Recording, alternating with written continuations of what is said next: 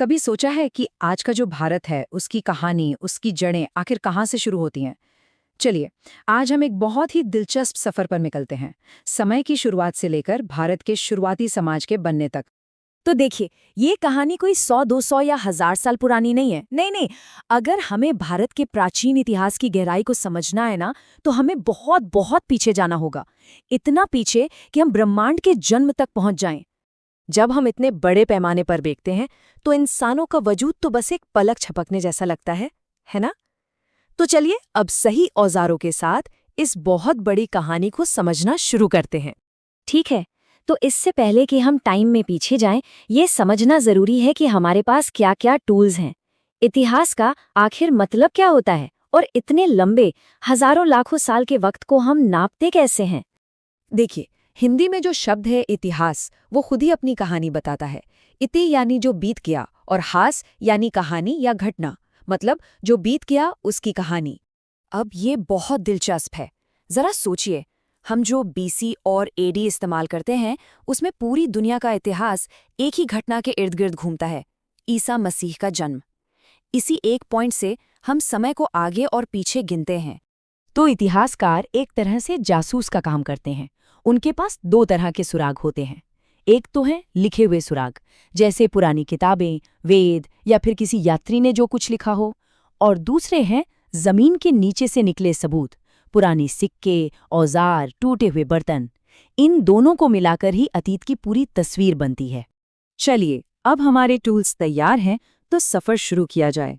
हमारा पहला स्टॉप है मानव इतिहास का सबसे लंबा और सबसे बुनियादी दौर, यानी स्टोन एज या पाषाण युग।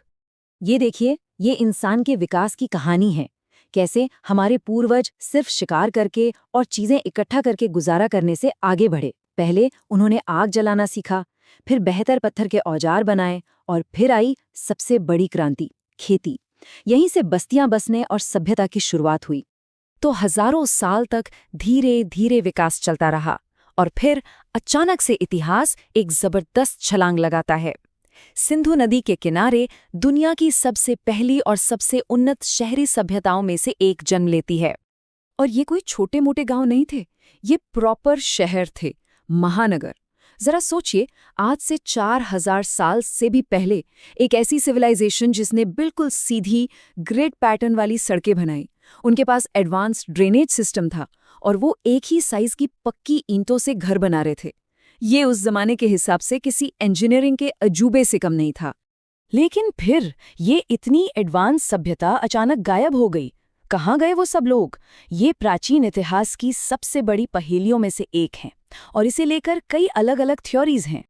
पहले माना जाता था कि शायद किसी ने हमला किया होगा, लेकिन अब ज्यादातर एक्सपर्ट्स इस बात को नहीं मानते। अब जो आम राय बन रही है वो ये है कि शायद कुदरत का कोई कहर टूटा होगा। हो सकता है मौसम में कोई बड़ा बदलाव आया हो, जबरदस्त बाढ़ आई हो, या फिर कोई बड़ा भूकंप।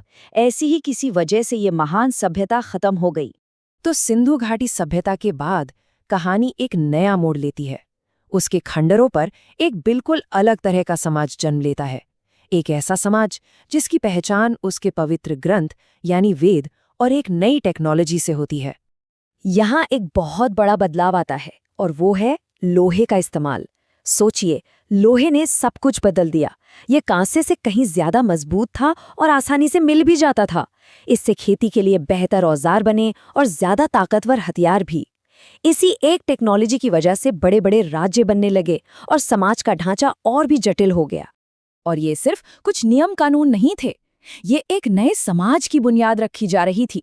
उत्तर वैदिक काल में जो वर्ण व्यवस्था बनी, शादी के जो नियम तय हुए और राजशाही का जो सिस्टम शुरू हुआ, इन सब का असर आने वाले हजारों सालों तक भारत के समाज और इतिहास पर बहुत गहरा पड़ने वाला था।